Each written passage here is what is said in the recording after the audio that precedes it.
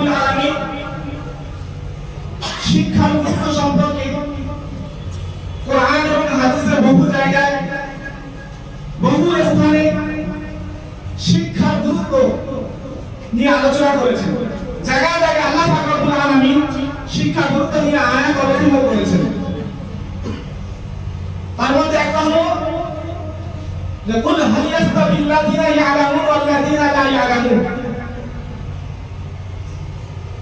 হে নবী, হে প্রিয় হাবিব, আপনি বিশ্ববাসীকে জানিয়ে দেন যে যারা শিক্ষিত এবং যারা মূর্খ তারা কখনো এক হতে পারে না, তারা কখনো সমান নয়।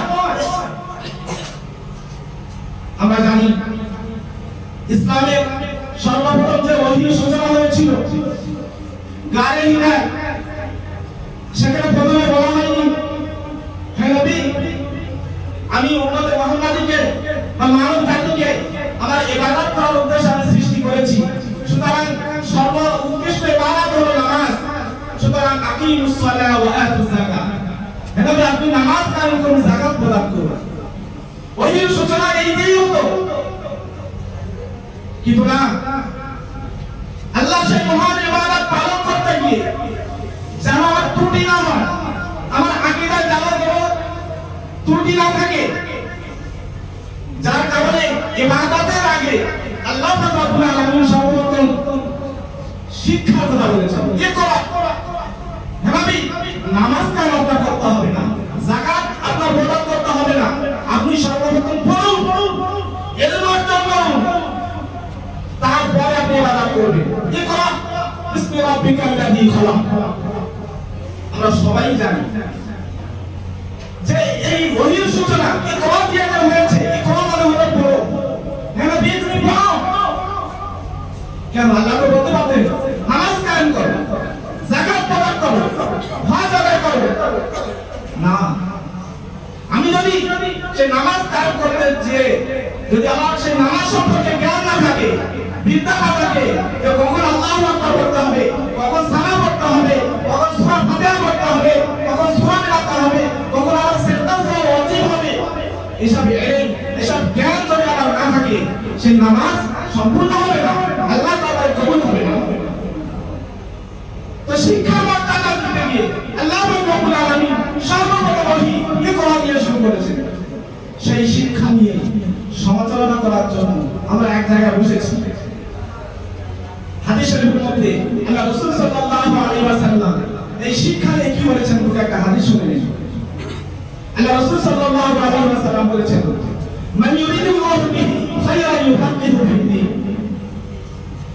যে ব্যক্তিকে আল্লাহ কল্যাণ চান, যে ব্যক্তির সাথে আল্লাহ তাআলা ভালো চান, সেই ব্যক্তিকে আল্লাহ রাব্বুল আলামিন এই দ্বীনের জ্ঞান দান করেন।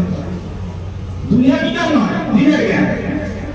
তাহলে আমাদের বুঝে নেওয়া দরকার, আমরা যারা ছাত্র ভাই আছি, ডাক্তার মহাশয় আছি, যে আল্লাহ রাব্বুল আলামিন আমাদের সাথে কল্যাণ চেয়েছে, আমাদের সাথে ভালো চেয়েছে, তাই আমাদের এই আল-ফালাহ মাহফিলে উপস্থিত করেছেন এবং ইলমে নববী শিক্ষার সাথে জড়িত রেখেছে।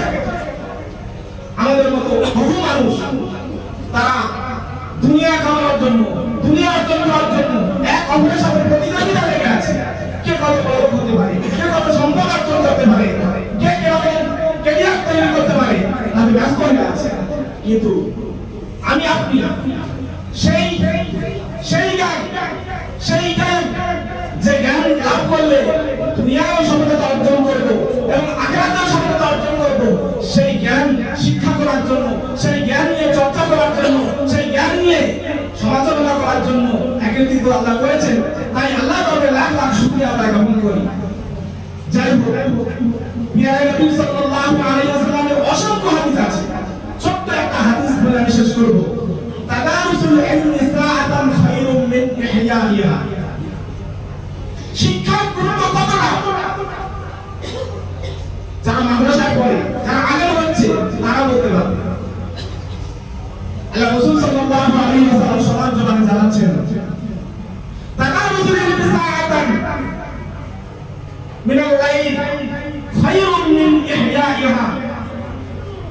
পুরো রাতে জাগরণ করে যদি কোনো ইবাদত গুজার বান্দা পীর আল্লাহর ওলি বান্দা যদি তাহাজ্জুদ পড়ে, আল্লাহর কাছে দোয়া কামনা করে, জিকির করে, যে সওয়াব অর্জন করবে।